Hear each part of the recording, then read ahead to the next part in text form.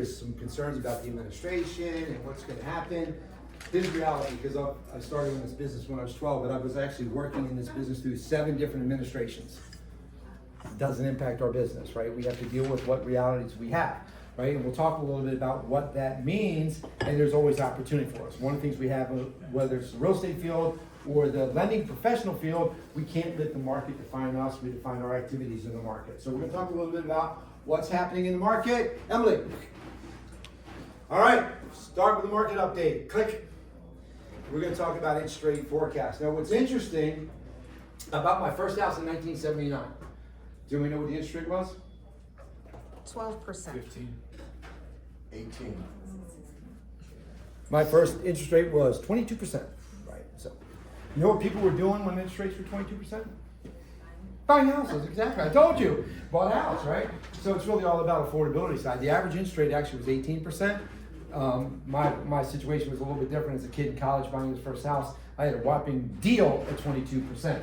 So we're going to talk about forecasts for 2025 and where we expect them to be. Right now, it's interesting because forecasts changed.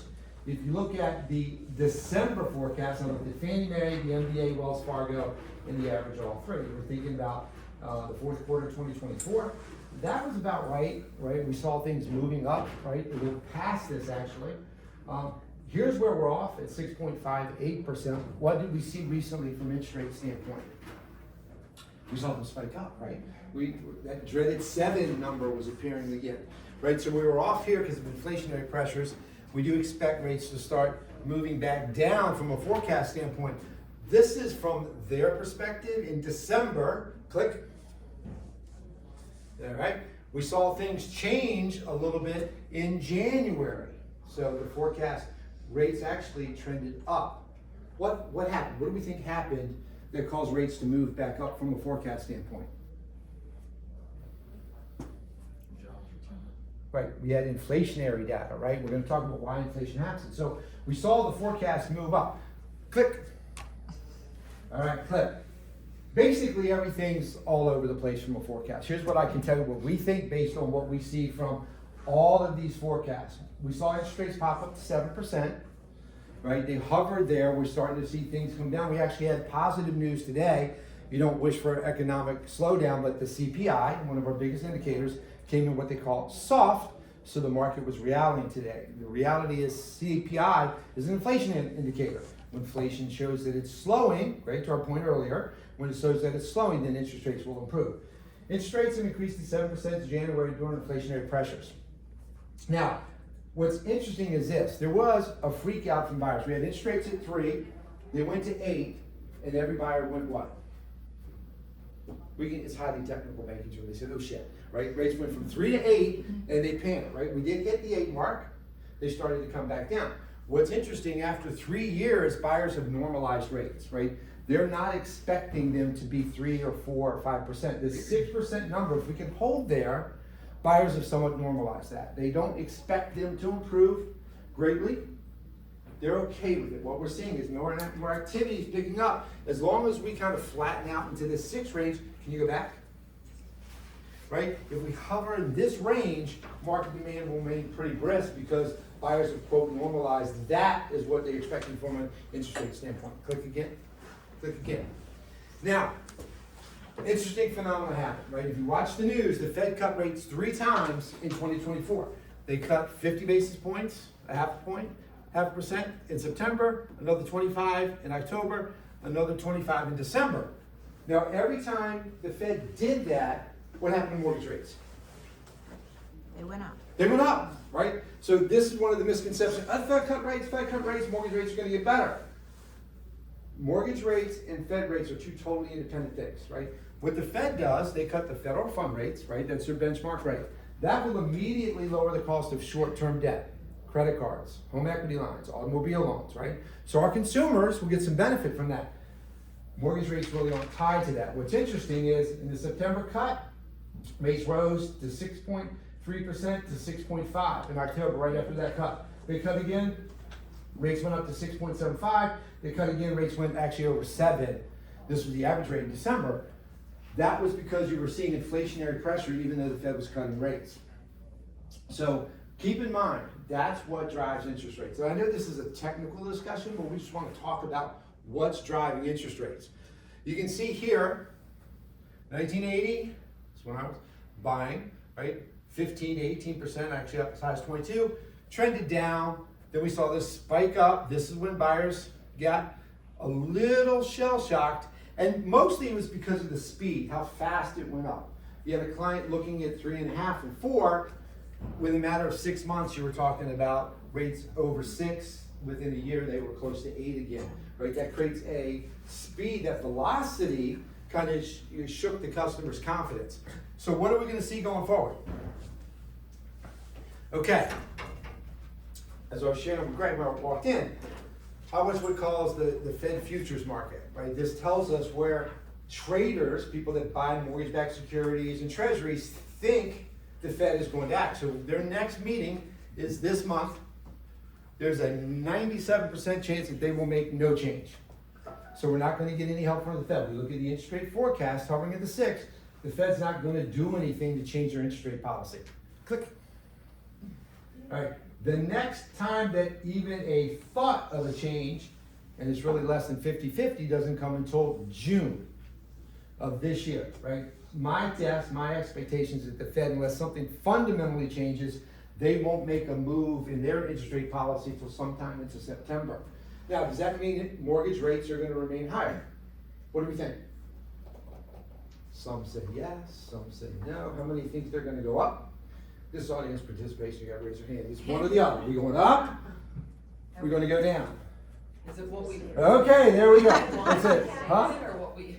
No, but we think it's going to happen.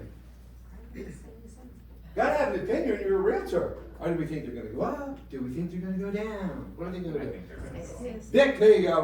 We're gonna be relatively flat in that 6.5 range, right? You could have cheated and looked at the 3 earlier slides, we told you, right? So we're gonna kind of hang out in that 6 range. Buyers have normalized that, so they're gonna be a little more comfortable in that. We're gonna talk about a focus on affordability. So we don't see any help from the Fed. Now, here's a really interesting question, because a lot of people ask me, well, how does inflation affect rates and why, right? So the question is, why did rates rise? And I know this part of our discussion is kind of technical, but it's good to get an oversight of what's happening in the marketplace. So inflation from 22 to 25 was actually 22%. Right, and here all the time, well, inflation is down. Is inflation down? I'm not, as of the No, radio this morning. it's slowed, right? Inflation is cumulative, right? We had 1 year on top of another year, on top of another year, on top of another year. So from 2020 to 2025, the aggregate inflation is 22%. Now, an investor, somebody's investing in a mortgage-backed security or a treasury, round numbers, because I'm not that smart, so I gotta use small numbers. $1,000 investment. If inflation was 22%, I invest $1,000. In 2025, that $1,000 is only worth $780. Why? Dollar isn't worth as much anymore. Correct, right?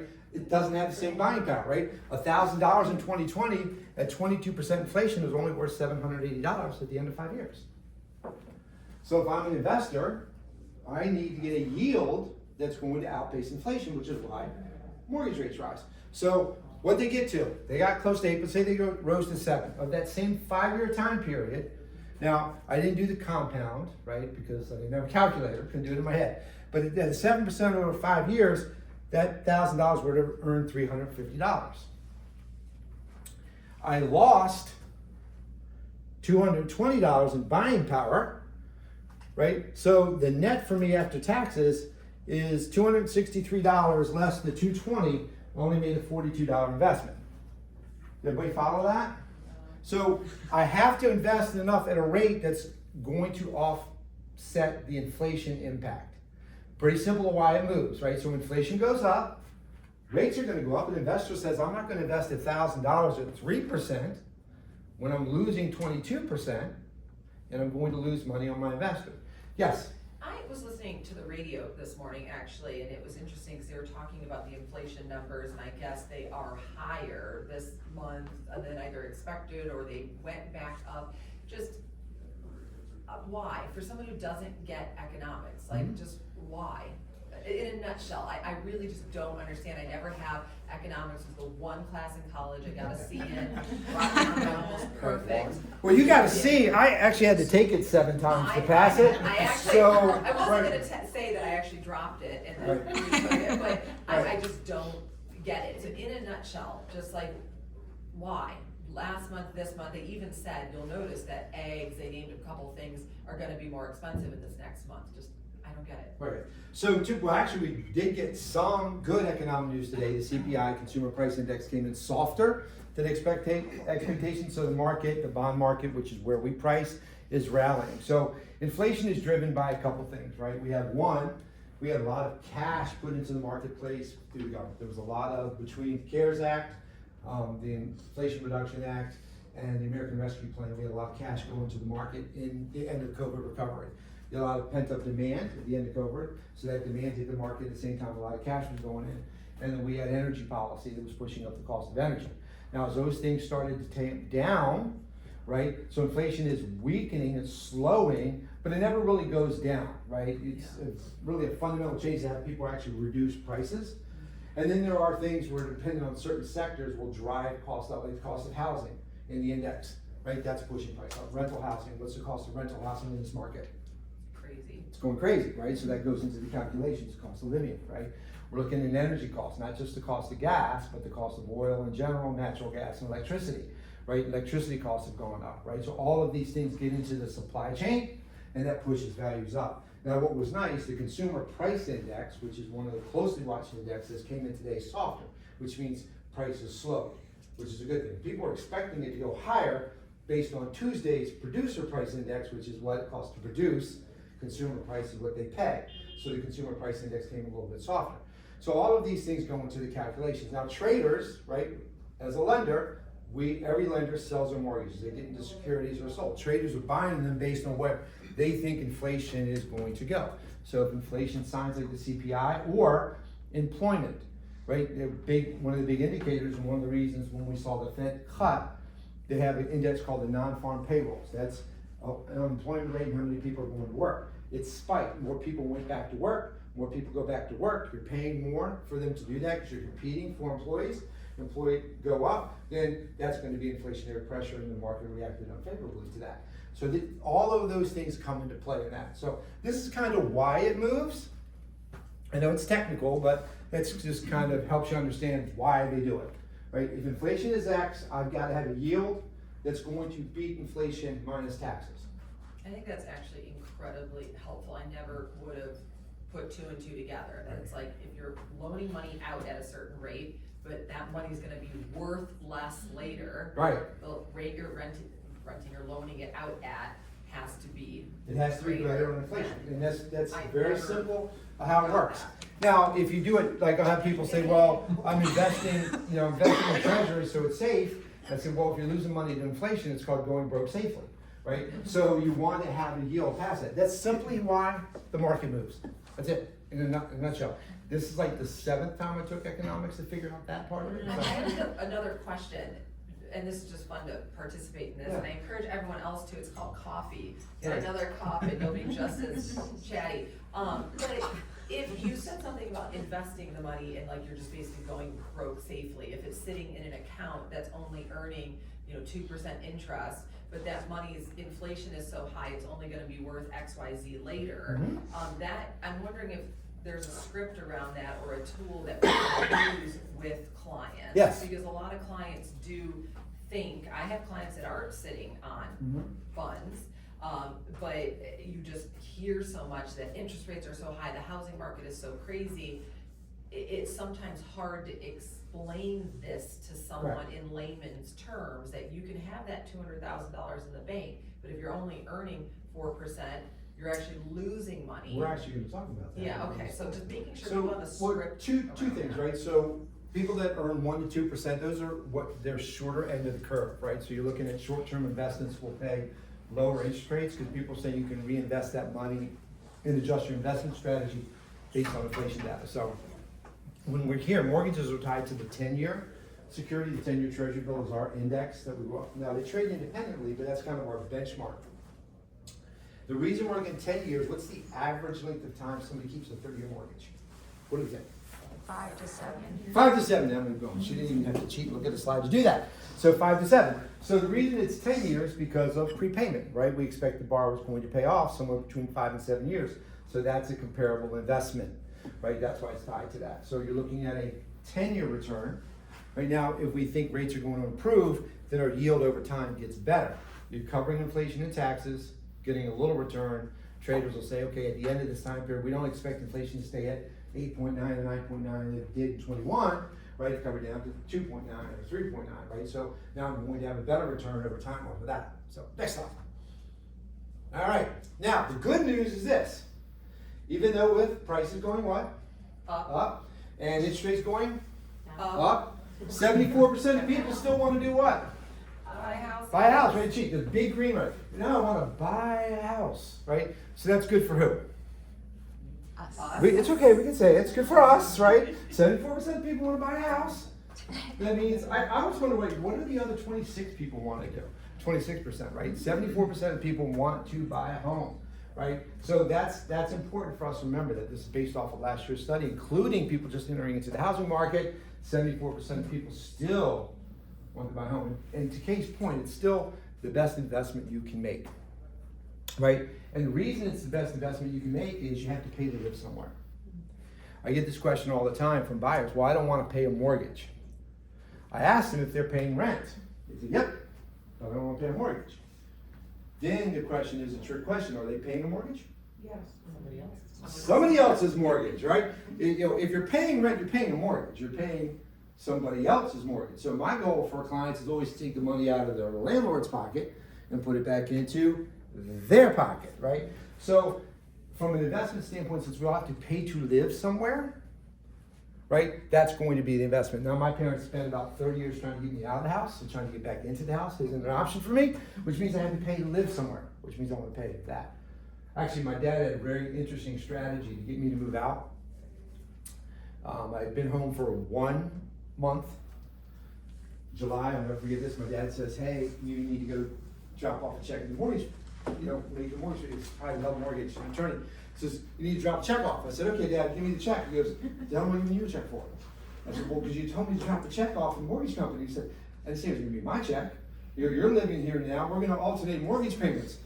Great way to motivate me to move out. I moved out the very next month. That is 100% true story. You're going to pay this month. I'll pay next month. You'll pay this month. Okay, thanks, Dad. Boom. So that's what I wanted to buy a house. Okay, next. Okay, now, good news for us, right? We saw the market go crazy during COVID, and then we saw sales activity trends down through 24. Forecast for 25 is what? For sales to go up, right? Now, part of that is the flattening of interest rates, the consumer normalizing interest rates, not being as panicked. For case you talked about the cost of the money, right? The payment, we're going to focus. So this means volume is going to go up, right? So we're looking at 5.1 million transactions in 2025, which is a good thing, right? So how many of us are excited about more opportunity in 2025? Everybody should say yes for right in here, right? Exactly. We should be very happy that we're going to have 5.1. Now, what's also exciting about this is too, why this trend is going up, the level of competition we have is doing what? Going down. Going down, right? This is a perfect opportunity, right? We're seeing this trend line go up, this trend line going down of our competition. It's no different as mortgage professionals. Actually, there's 100,000 less loan officers in the market today than there were last year. Right? We're seeing the same thing on the realtor side, right? Which is a good thing. So first off, as a commercial, you got to have the really good people that you want to work with, that you know they're going to be around, right? But number two, right, that opens up opportunities for us to find great partnerships. So less realtors, more volume, less loan officers. That's like a great combination for us. For those of us that have made it as professionals, controlled our own destiny and own outcome, as the market turns, we're going to take advantage of it. So, click. All right, now, here's the other thing. Now, this is a big concern for people that they're afraid that they're going to buy at the top of the market, right? Are we hearing that? Yeah, a lot. Right, we hear that a lot. There's a lot of panic on that. So, right, there's 21 people that I surveyed for this. Almost everybody expects appreciation to continue. Now, there's a lot of things that are going to happen. Historically, right, if we look at historically, take out the rapid appreciation that we've seen recently, but historically, what is the rate of appreciation that you can count on historically? On average, what do we think? Say for the last 50 years. You can't answer. 6%. Nope. Close, yeah. Just a little over 3%. Historically, take away the last few years because inflation was higher. Appreciation tracks right around the rate of inflation. So we've seen historic appreciation between 3 to 4% on a consistent basis. Now, we've seen property values go up, right, over the last 5 years. Now, I got a question for you. In 2021 or 2022, people were buying houses and they thought the market was too high. Do you think people that bought in 2021 or 2020 are happy with their purchase in 2025? Yes. Yes. But I bought on top of the market. No, right? Okay, same thing. Property values over the long haul will do what? Go up. Now, will we have ebbs and valleys during that time period? Yes. Yes, right? So this is what's interesting about real estate is that first off, you only lose money in the investment, right? If the market turns, you only lose money on the investment when you what? Sell, right? Because I've got to pay to live somewhere. As long as I'm paying to live, I'm one, reducing my principal, which is for savings, and what can I do? I can hold to the market turns. Now, one of the cataclysmic market events we had, right, was in 2008 to 2012 when we did mortgage banking crisis and property values what? Dropped. Let me ask you a question. If you had a client there and they panicked and they sold their house in 2010 because once I'm underwater, it'll never come back. And I used to advise clients, don't sell.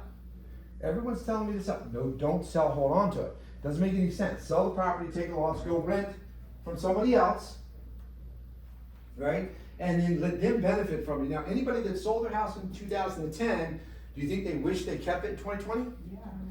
Right, because what happened? Values went back up. Here's a really good secret. So in my role, I get to talk to people in New York, right? So the same people in 28, 29, 2010 during the mortgage banking crisis, right? They were working for Shearson Lehman or Bear Stearns, two of the companies that failed. And I'll never forget this guy, Brett Geyser, nice name, that's why I'll never forget him. He worked for Bear Stearns. I used to trade with him. And we were trading mortgages. They're not worth anything. Real estate's not worth anything. You know, they went out of business. He was telling me for a year, it's not worth anything. Right? A month later, he's at Fortress. Do you know who Fortress is? One of the biggest hedge funds in the world. Do you know what they were doing?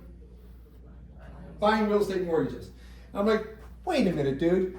30 days ago, you told me real estate was worth crap and mortgages was worth crap. Now you're calling me going, hey, we want to buy all you can, right? So what was one of the fundamental things that happened really from 2010 to really 23, who were some of the biggest investors in real estate?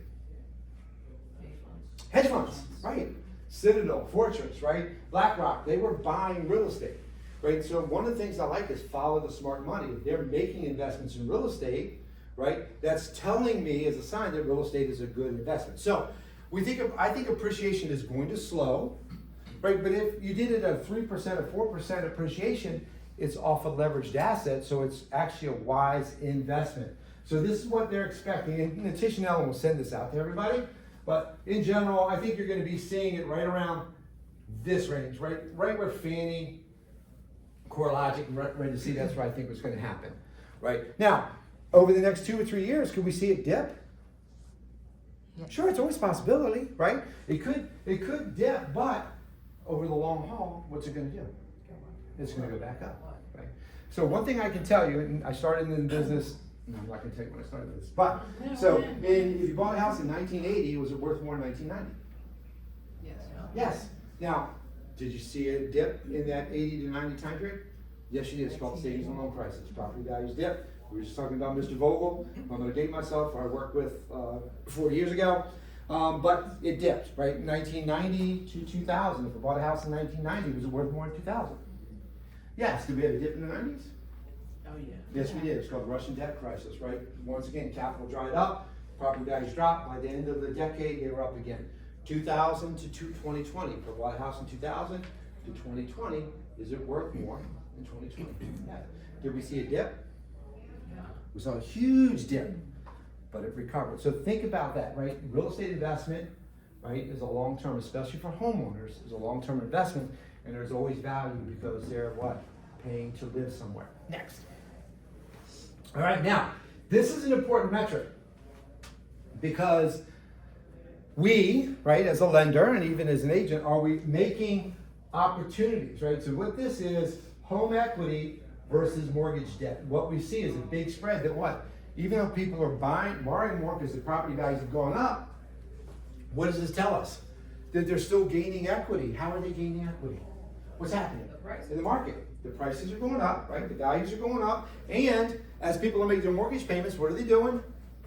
Paying down their balance, right? So this is an important metric, right? In 2000, here, we look back here, right? During this time, it was underwater. Now, we're seeing this gap spread, which is really, really important, right? Because that tells us that's a positive sign. Values continue to move in the right direction. Mortgage debt continues to move in the right direction. Our buyers are benefiting from it, okay? So we can tell our buyers with confidence, you know what? Yes, the market's a little higher than you expect. Rates are a little higher, but if you make your payment, we're going to see that gap and benefit for you over time. Click. Emily, you're a damn good clicker. All right, now, this is an important part for us when we talk about sales strategies, and Nitesh is going to join me up here for this, is this. Consumer debt is at its highest level. This is one of the challenges in buying. When we talk about affordability is one of our big sales points we're going to talk about today. Consumer debt has skyrocketed, right? Credit card debt, record, right? 1.9 trillion. We have student loan debt, and then auto loan debt, right? These are at record proportions. Now, part of that is why, especially credit card debt.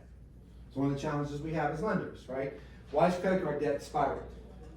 Same reason interest rates went up. Inflation, right? People had to go what? Dip into their credit cards to make payments on everyday expenses.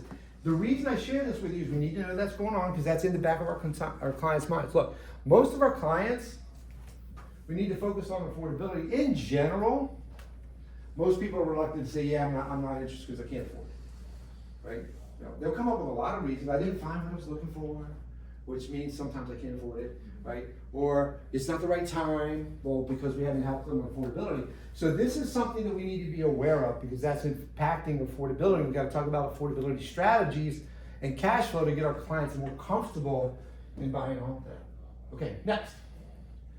Okay, now, Nitesh, you can come up and join me. All right, now, we just talked about this. So interest rates, in general, we think they're going to do what? Huh? Stay the same, right? In the what?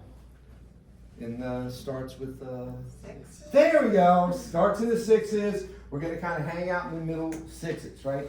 Now, again, that's normal. I say that's normalized in a customer's mind. What does that mean? Because it's a phenomenon. It's what's happening.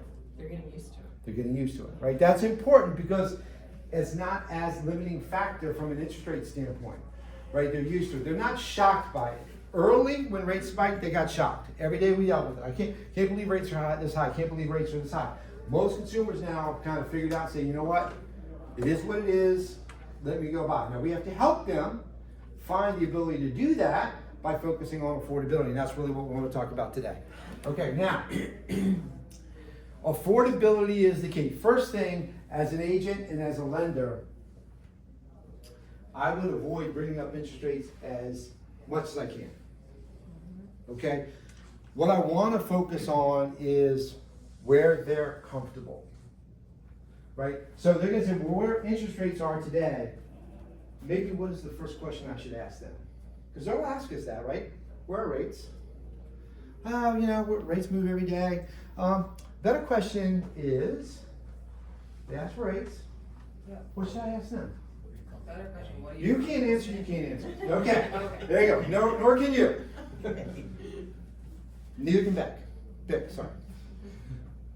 What rates? Well, what should I really ask my client? What are they looking for? Very close.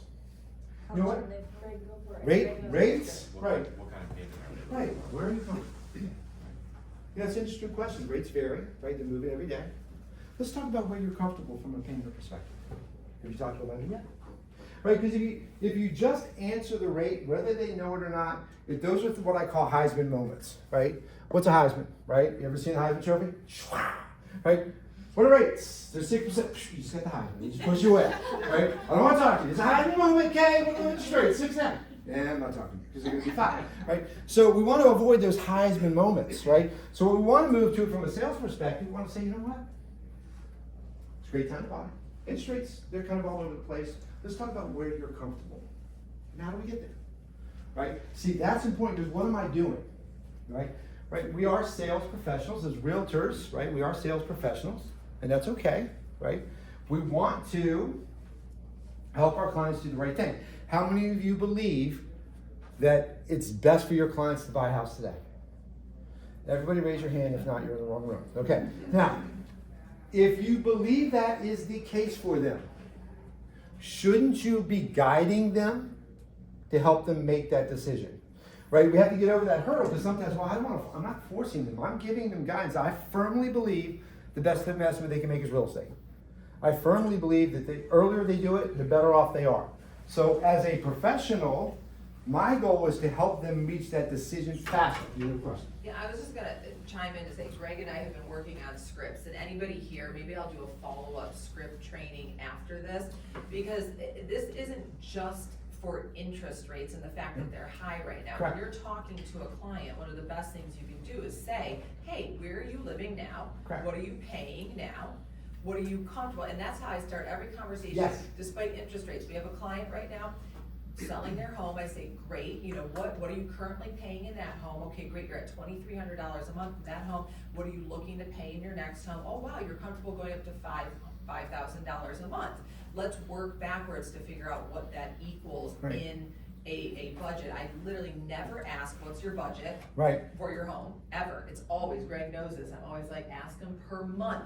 Correct. Not, what are you approved for? Or what is your budget? What do you wanna spend per month? What are you spending now? Because the likelihood is if they're renting, their rent went up $500 a month. And it's gonna last go up year. more. Yeah, Right. so let's work backwards. I just think that's so key and would love to do script training on that with anybody in this room because it really starts the conversation off on a different note. One, never underestimate the power of scripts. They're extremely powerful, right? It'll be the 20th time you've said it, but it'll be the first time your client has heard it, right? And then you make them your own, right? You get what I call butter, smooth as butter, right? I've been doing this 40 years, I have scripts. You wouldn't know that, I'm not reading. What are you most comfortable with, right? You take them, you internalize them, so you're just butter when it comes back to it, but it's really important. One, not what you're approved for, because Nitesh and Ella might approve them for something they're not comfortable with. It doesn't matter, right? They might be approved for $6,000 a month, but if they don't want to pay that, that's immaterial to them. So the greatest question is, what are you comfortable with? And not what is your annual housing budget, because you got to break it down, which Nitesh is going to talk about. Break it down to the monthly level. What are you comfortable with? Then the next question is, you know what? Here's 2 or 3 opportunities that are payment level what you're comfortable with. When would you like to see them? Right? It's not like when you want to go shopping. No. Here's like, you said you were comfortable here. Great time to buy. Here's 3 opportunities for you to look at where, you know, we've reached a budget where you're comfortable. When would you like to see them, right? Because if you ask that question, what can they say? They can say 1 or 2 things. Tomorrow, which would be the best answer, right? Would you like to see them tomorrow? Great. Or I don't want to. All right, now if they say I don't want to, what does that tell you? That they're a dead deal? No, it just tells you have to do more what? Digging to find out where they get their comfortable level. So let's talk about some affordability strategies. So that's it. Oh, do you want me to go? No, right here. We'll go through this. So first off, the cost of waiting, right? One of the things we have is the cost of waiting, because we get this all the time. So let's just say interest rates here, I did this example at 6.5%, because that's where we think the market's gonna level off at in 2025. So I bought a $500,000 home, and somebody, okay, your question is, what are you renting, right? At $3,500 a month, I backed into the number. $3,500 a month, right? We looked at here. So the average rent for the marketplace after we look at appreciation, rent appreciation, which by the way is going faster than mortgage appreciation, right? So in this scenario, I had a mortgage payment of $38.39. So that's higher than they're paying in rent, right? But we have to drill down to, is it really, right? Where are they comfortable? So I buy for $500,000. principal interest, mortgage insurance, property taxes, insurance gives me a 38, 39 payment. Now, here's where it happens, right? 6.5%, I'm buying for 500,000. Right now, my average principal paid on this over, I did a 5-year window. We talk about most people staying 5 years. I'm paying $513 per month in principal. What is that doing for my client? 30,000. You can't answer. Right? What is that? What is it? Every time I make this $500 payment, what is it doing? Equity. Money in the bank. It's equity, right? So when I'm comparing my payment, under $3,500 a month, a lot of times I'll ask clients, well, how much you put in the bank? Well, I really can't. $3,500 a month. I can't do that. Well, you know what? When you're buying today, $500 a month is actually going to go paying your principal down for getting equity. That's the same as doing what? Money in the bank. So I'm not comparing apples to apples, right? $3,500 no money in the bank versus $3,800 and $500 in the bank, right? Now I'm already below where the mortgage payment is because I'm not, this whole payment doesn't go to the bank in general. $500 every month goes to me, right? Now, the next savings are tax savings. Do you get a tax benefit as a buyer? Now, most of them at this price point are going to go past the standard deduction. By the way, because you got to keep in mind what's happening for political things, right? The new tax bill comes into play. I don't know if you've been following the news. One of the big discussions of it is reducing the SALT limit, state and area level tax cap, right? That will be huge, right? Because local taxes are property taxes. If that cap gets removed, right now you can write off part of it, depending on if they hit the SALT cap. If that gets eliminated, right, the property taxes paid can be deducted as well in total, right? Right now, depending on what you're paying, it still can be deductible. Just if you want that SALT cap, you can't. But if that gets removed, what's going to happen? Homeownership is going to be what? More affordable, right? Because you're going to get a better tax benefit. Just keep an eye on that because that will be in discussion. What is that cap now? It's 10,000. Yep. So, all right. So anyway, then I have this monthly tax savings, right? This is at a 25% tax bracket. If they have a higher tax bracket, this be savings. So this is being put away as well. So if I take these two things together, that's $1,100. That's actually cheaper than what they're paying in rent. So this is really important. We talk about the cash flow aspects of it and working in conjunction with your lending partners, Ellen and Nitesh, where you can sit down with the client and actually break it down to them and say, hey, this is where you are, right? So now, an appreciation rate of 3%. In end of 5 years, right, that house is going to do what? It's going to go up in value. Now, here's what we get all the time. Well, I'm going to wait for rates to go down. So think what happens. I'm buying at 550, I buy at 500 at 6.5%. My payment is $38.39, right? I'm looking at appreciation of 3%. We're growing wealth because of the tax benefit and the principal paid. Now I'm going to wait, right? Clients will say, I want rates to go down. I'm going to wait. Next slide. Got it. All right, next slide. I'm going to, well, first off, without looking, what's opportunity cost? The cost of doing the next. You probably can still read it anyway. What's opportunity cost? We should know this. The cost of doing the next best thing. Correct, right? There's always an opportunity cost based on the decisions we make, right? If I make this decision, what opportunity I lost. Now, the reason I bring this up, I have clients that say, well, you know what? 6.5 is too high. That's normalizing. So now we're getting that objection less and less. But I want to wait till rates are at 5.5. Okay? That's going to create an opportunity cost. What is that opportunity cost? Okay. Next clip. Okay. If I wait 5 years, that same $500,000 house is going to be what? More. Let's just say it goes up $50,000. So by waiting over that 5-year time period, how much money did I lose? $50,000. Okay, that's opportunity cost. I waited. I paid rent for another 5 years. That same house went up $50,000. Yeah, but rates went down to 5.5%. A whole point. Okay, well the payment dropped to $3,876. Can you go back to the 2 slides before that? Well, oh wait a minute. The payments are roughly the same and I lost $50,000, right? So think about that. Waiting, the opportunity cost is I lost appreciation. What else did I lose over that time period? right? $50,000 appreciation, $30,000 in principal reduction, $36,000 in tax savings, for a total of $117,000 of missed opportunity by waiting. I use this adage all the time. You can write this down. In real estate, the longer you wait, the more money you lose. Now, here's what's interesting. The same example, I'm renting. By the way, I do own investment properties. I do a lot of buyer seminars. When people that rent from me go, "Hey, Mr. Carter, so I got a buyer seminar." Nah, no, I don't. No, I'm pretty sure I saw on Facebook. You got one. Nope. I don't want them to leave my house. I like them paying rent for me, so I get advantage of this. No, actually, I say, yes, I am having one. Please join us. But around the back of my mind, I'm like, no, you don't get to come. So who benefits from all this then? The landlord, right? So once again, we want to move the money out of their pocket and into their pocket.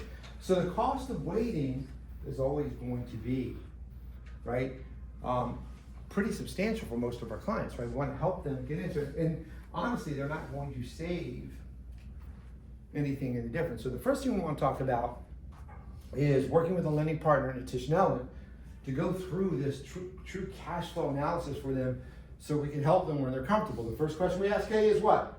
What are you paying now? And what are you comfortable with, right? What are you paying now? Where are you comfortable, right? Because they might be comfortable at a number that's higher than what they're paying in rent, okay? What are you paying now?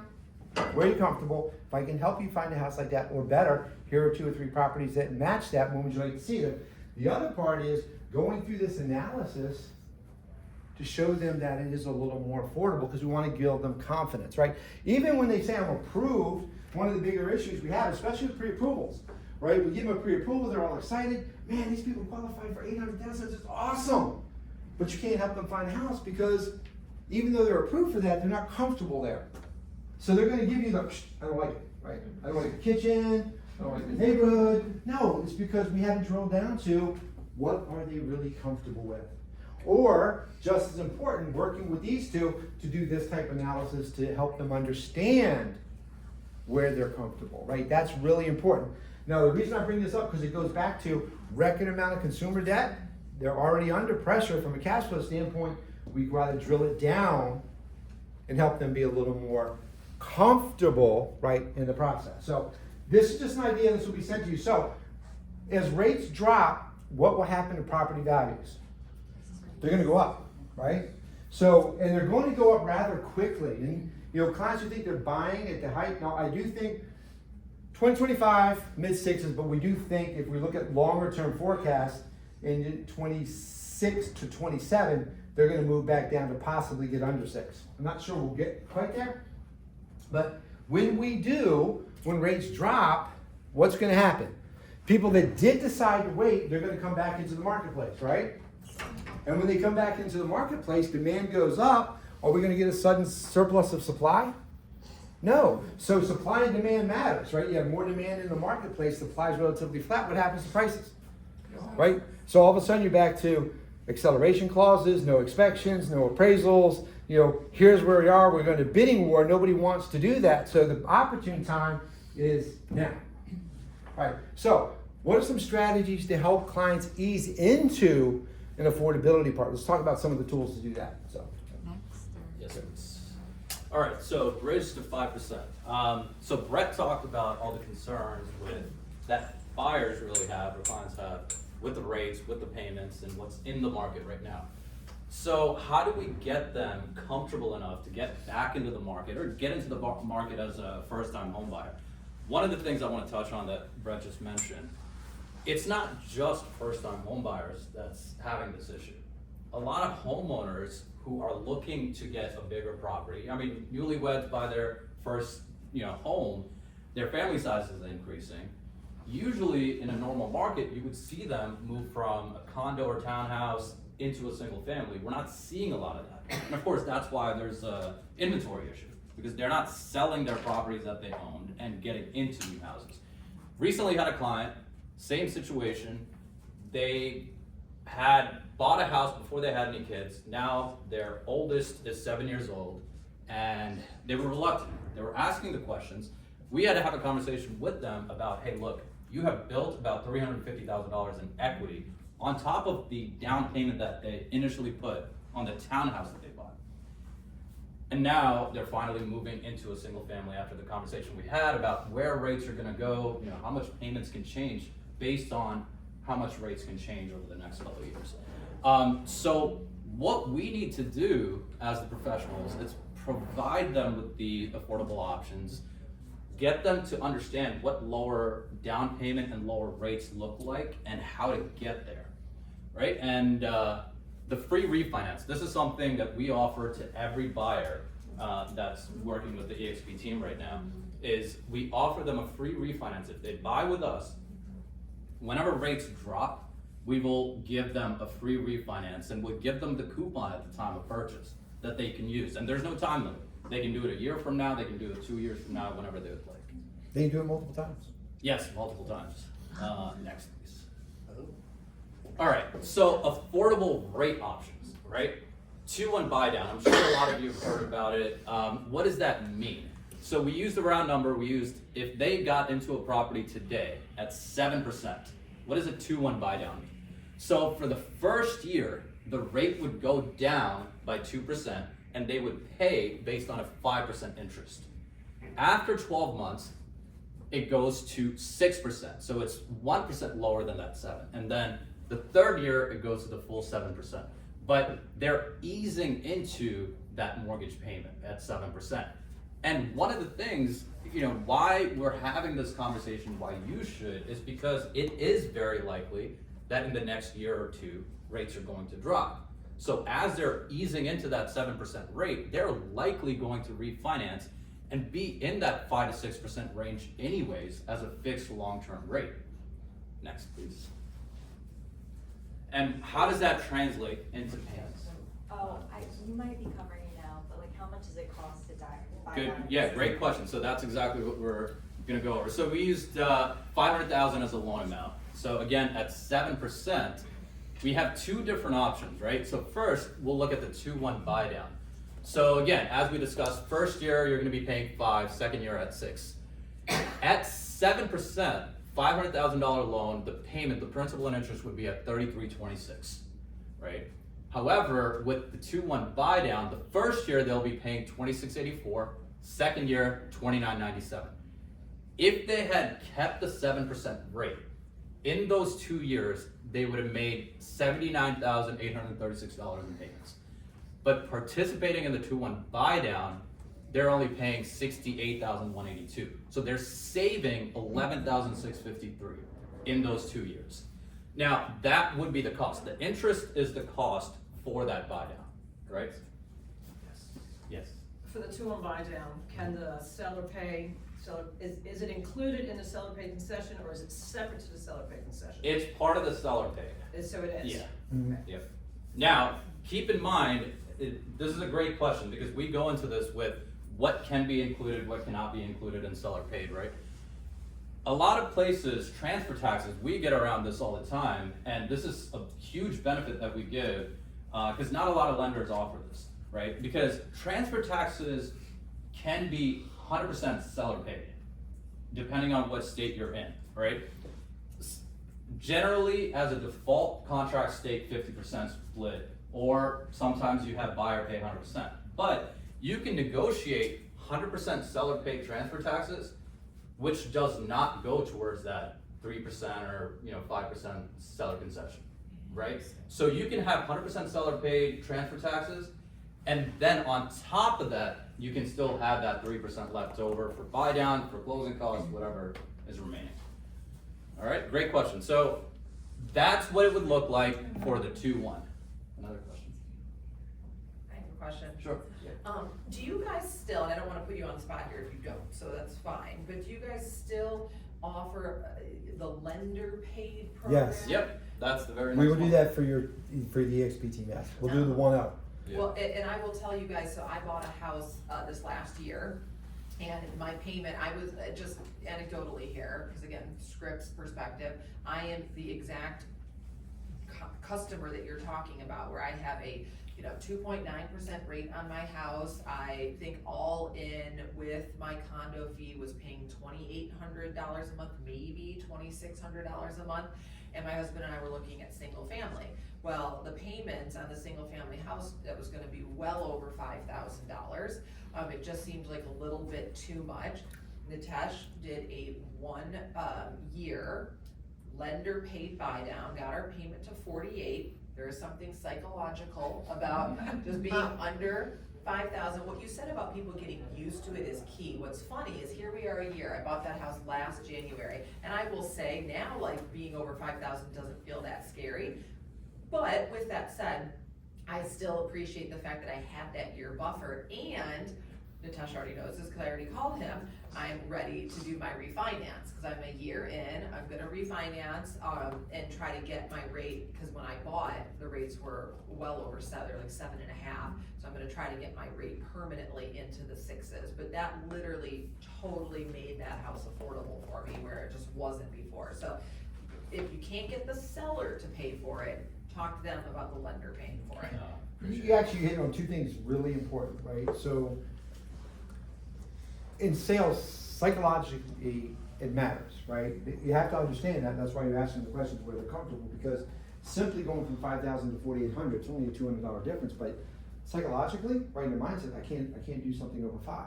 Now, 5,000 to 4,800 doesn't seem like a lot, but from a psychological standpoint, that's why you want to ask that questions, because these aren't things that they readily just tell you. You have to drill down to that. We have to ask those questions, right, to get an understanding of where their mindset is. Because if I can do that, right, from a psychological standpoint, then I can move my clients, to the right decision, which is to buy at that point in time. Now, for EXP, we will do that. It's called a lender paid buy down. So if it's 7, we'll fund it to 6. Credit terms apply, right? So, depending on the loan program, but we will do that for you. What's interesting here, though, this number here, the cost of the buy down, when you refinance, if you haven't used that buy down, it gets applied to your mortgage balance. So this money never goes away. It's always applied to the client. Now, your question, if the seller pays the buy down, same thing. When we refinance them, if there's a balance left in the buy down account, it goes and it gets applied to the mortgage. So their payment gets even lower when they refinance. So the money's never lost. Now, here, and there are opportunities. Sometimes we have to do what I call targeted buying, right? So we want to find the opportunity for the client, right? Well, a seller's not going to do that.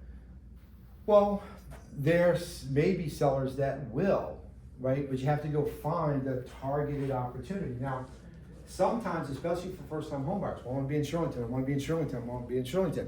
Well, you might not be able to if you need seller help. You might not be able to if you need to push buy down, but can I be Shirlington adjacent?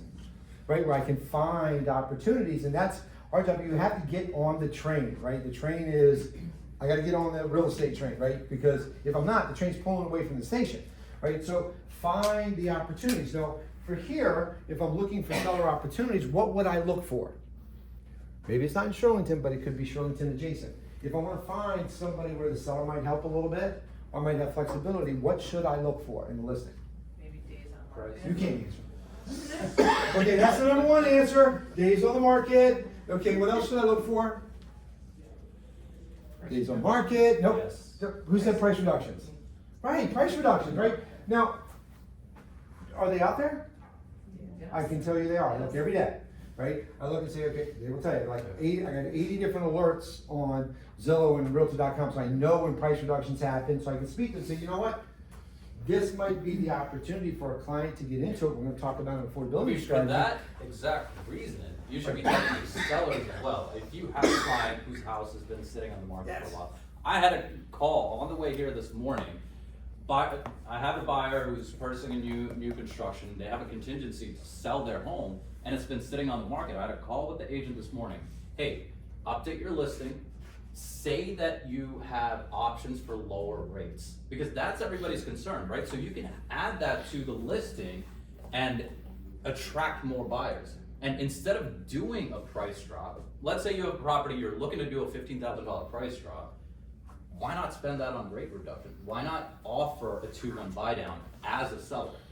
Right. And pay their closing costs. You can even put the rate in. I find that to be the most Right. effective. So Greg just ratified with a client doing a VA assumption. Right. They didn't just put VA assumption available, they put 3% interest rate available. So you could work with you guys to Yes. look at, if my client's willing to spend $12,000 on this, and we know that 12,000 can get you into a 5% interest rate, if you have that on your listing, 5% interest rate available on this home, that is gonna catch eyes. Not just willing to pay down rate, willing to give this much money.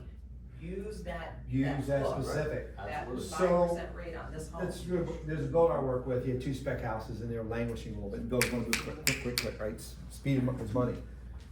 What he's doing is he's advertising, he's paying the 2.1 buy down, he's paying all the closing costs. I don't wanna cut prices, cause I wanna keep my values where they are, because I don't expect it to be that. So he says, I'm gonna pay all your closing costs and 2.1 buy down.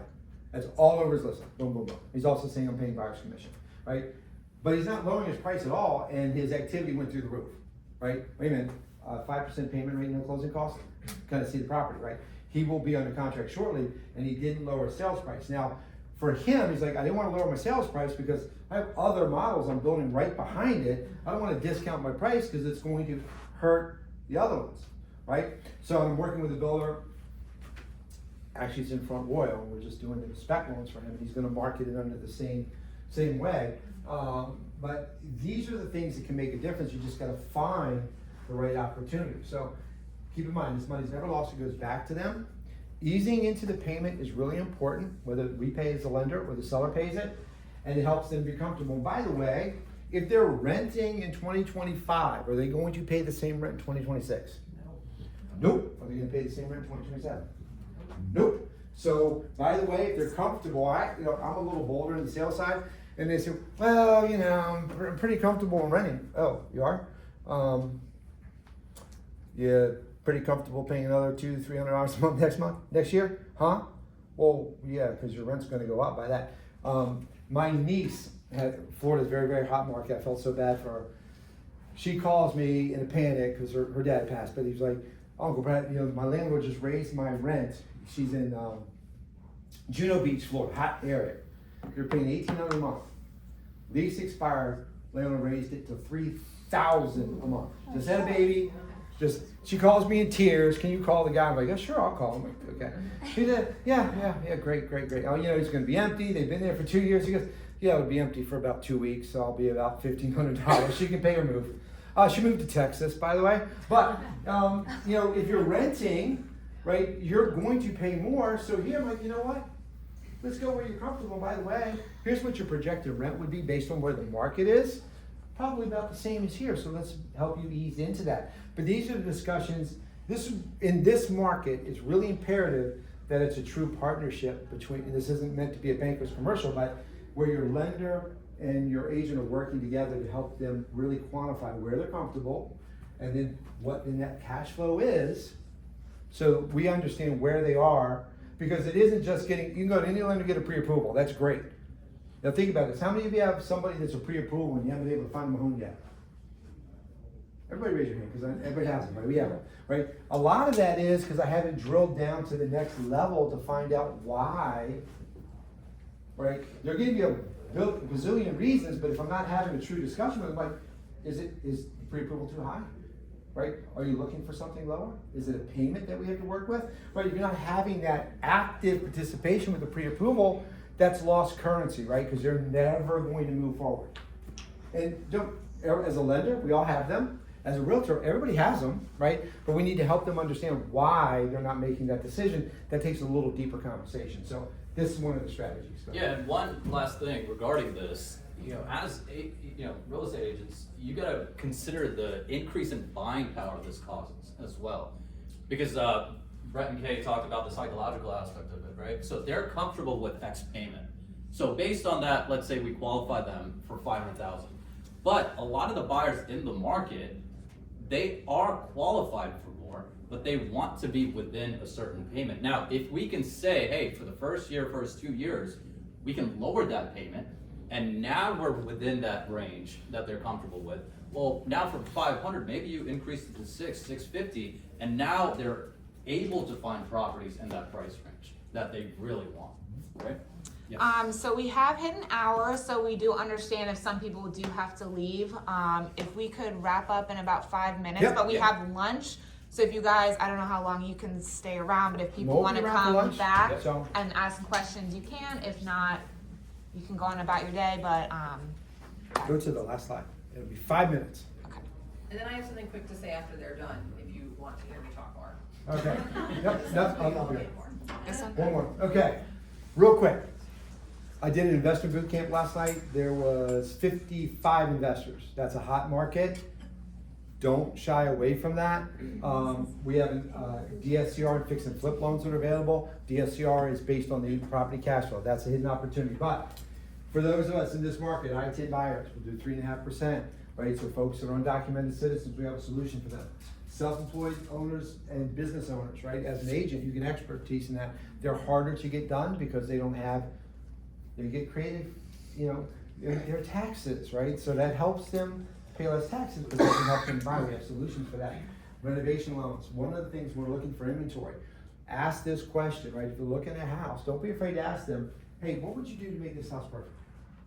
Right? Because I can't find it. Just ask and let them tell you, because Ellen and Nitesh can get them approved for a renovation loan. They might get a value, right? If it's a house that needs repair. Ask that part. Here's another one. We have 100% financing up to the FHA limit, which means you're talking about 100% financing $1 million. Security deposit coming back can be enough to buy a home. So one of your quick start activities, anybody that you put in as a tenant, go back, when is their lease up? What's their security deposit? If your security deposit, instead of moving it over to a new rental property, can help you buy a home, would you like to learn more about it, right? And then we talked about this and Kay talked about it. Be bold. You know, I'm very much into the assumptive close. I give my client opportunities and ask them when they want to see it. I find out where they're comfortable. I go find properties that meet that, and I ask them when they would like to see that. Not if they would. When would you like to go see them, right? Because the best answer they can give me is Saturday, right? The worst thing they can say is no. It's okay, then I know I need to do more. So there are a lot of opportunities. We just have to be bold. So we appreciate it. Thank you for joining us. Happy New Year. 25 is going to be great, right? We're going to define our own success in this market. What's it? Move fast forward, right? Fast So, forward. yeah, so. We're fast forward. Look, that's Hold on. important, right? There's an action in motion, right? Move. Go back to the last slide. Let me real quick. Right? Fast forward. We got to stay in motion, right? So it's a great time. So it's a great market. It's exciting. Market's going to be up. Interest rates are going to be good. And we're here to help anybody, and I'll be here to answer any questions. So thank you, everybody. Thank you.